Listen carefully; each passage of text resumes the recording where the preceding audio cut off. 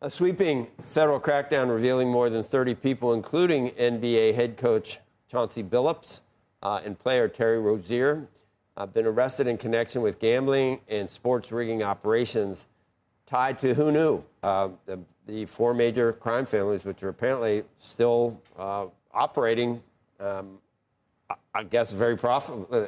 It's still happening. Cosa Nostra. I heard him say that yesterday so many times. I was like, really? Here's FBI Director Kash Patel speaking about the case yesterday. This is the insider trading saga for the NBA. That's what this is. That's why we are going to take heat. Join us now, Patrick Rishe, Washington University sports business program director. There's so many different facets to talk about. Pat, the first thing that struck me, that the point you make, I mean, people, when you watch what, like a DraftKings or a Fanatics, what they advertise, you can bet on whether someone makes a free throw real time. So it is just rife with the possibility of this happening, but, or at least someone thinking, wow, we can certainly rig this. But as you also point out, AI is coming in, and it's going to be so obvious that it's being done that you're going to get caught almost immediately. Your earlier segment, and you quoted Gordon Gekko from Wall Street. So let me quote Hyman Roth from Godfather 2.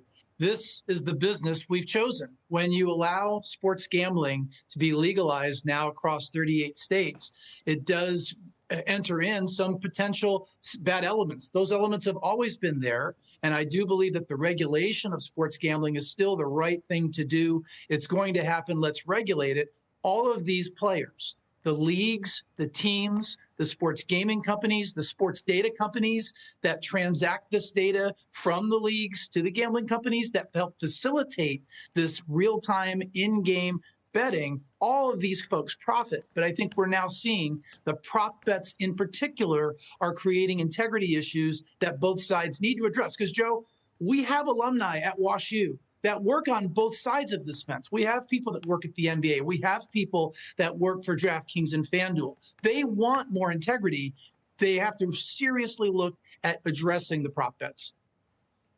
I guess that, once again, talking about movies, you see those guys in the SEC in Wall Street, when they're looking at it, it's like, there's something going on. I think it was Teldar paper at the time. You can see it happening, and you're going to be able to see.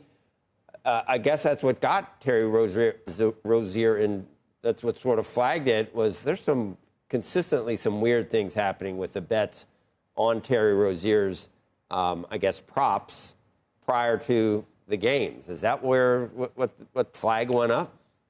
Yeah, absolutely. And Joe, that's the thing that amazes me, is the players are educated.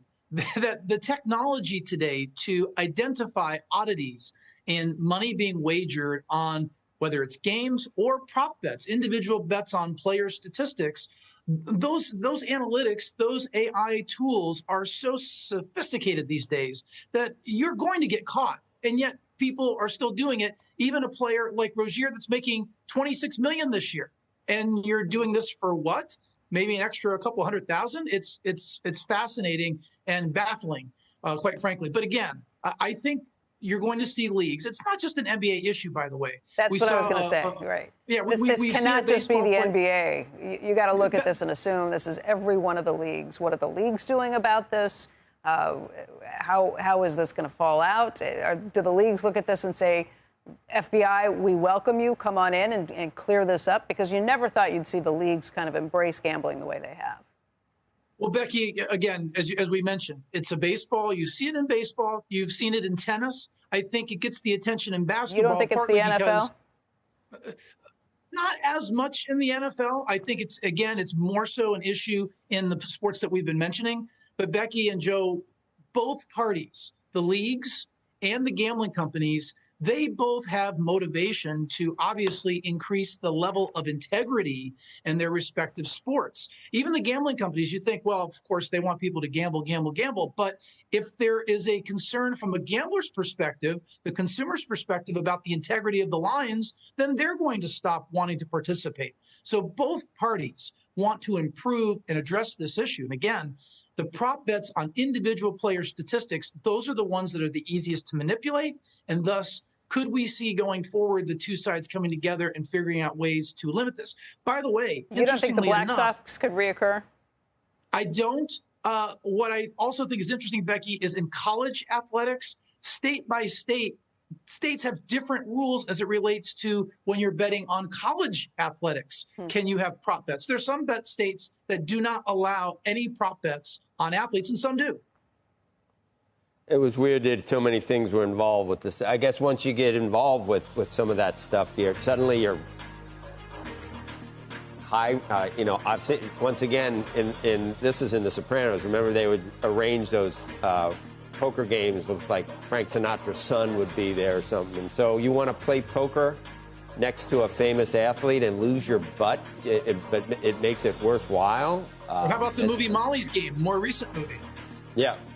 Also in The Sopranos, remember, the guy lost his entire outdoor sports retail business because he was so Joe and deep Becky, there are smart people on both sides of the table here. I know that they're going to address this. It may just take some time because, again, these leagues welcomed gambling in because they believed it was going to increase fan engagement, which leads to more corporate partnerships. You have to imagine corporate partnership spending from the gambling industry is nearly $1 billion in this country and more than $1 billion globally.